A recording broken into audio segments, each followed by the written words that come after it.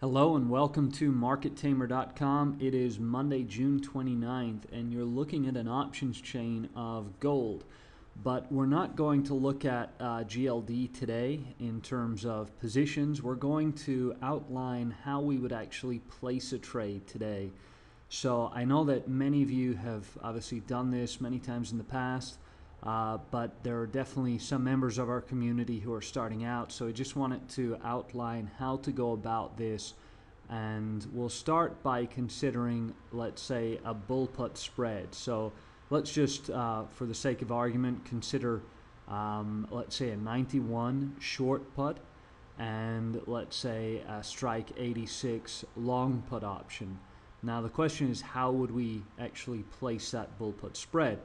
Well, if I switch the screen around and just go up on the screen, what you can see here are different strategies: covered calls, straddles, put spread. So obviously a bull put is a put spread, so we'll click on that and we'll wait for the application to show us various different types of put spread.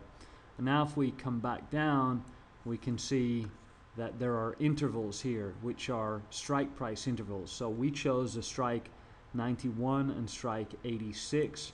So that means we're going to want a difference of 5 points between our strike prices. And we'll let that load up. And what we see now is we have that July 86 and July 91 put options. P stands for put options here. So next thing we'll do is go over and click on the bid here. Obviously when we're entering a credit spread, we're receiving money. So we're receiving this bid price. So we'll click on that and let's see where we end up now. So here we end up at the spread order entry, and what we have are the chains, the symbols on the chains that we were looking at. So for example, we have GLDSH, GLDSM, representing the 86 put option for July and the 91 put option. Now notice that with this broker, this is Options Express, and all good options brokers should do this. It's already defaulted to the correct actions. For example, here on the long put option, we want to buy to open. Now you'll see that it's already defaulted in there, and it's defaulted in as sell to open on the short put option. If your broker does not do that, obviously you will need to stipulate what to do, but certainly with a credit spread, you'll always be selling to open the short option and buying to open the long option.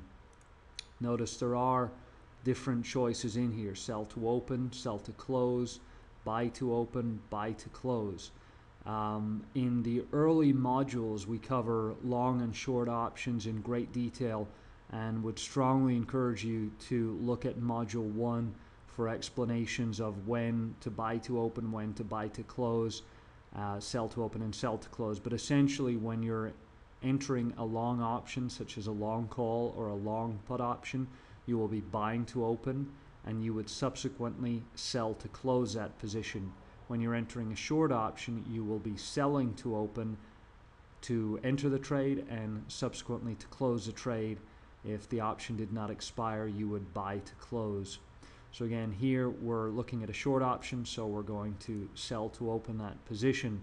Note the credit has already come in here. Obviously, if we wanted to look for a better credit, we might increase that, say, to 85 cents.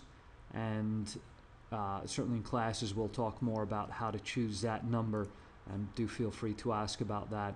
And lastly, we'll set the number of contracts we wish to enter. So if we're entering, let's say, 10 contracts here, recall 10 contracts equivalent to 1,000 shares, so 1,000 times 0.85 here, which is a credit, is $850, and so we would receive $850 when entering this position. And the risk is obviously the difference between the strike prices minus the credit, so that would be 5 minus 85 cents, or $4.15 of credit, which equates to $4,000 plus in this example. Look forward to seeing you in classes. If you have any questions, don't hesitate to come in, and we'll look forward to seeing you.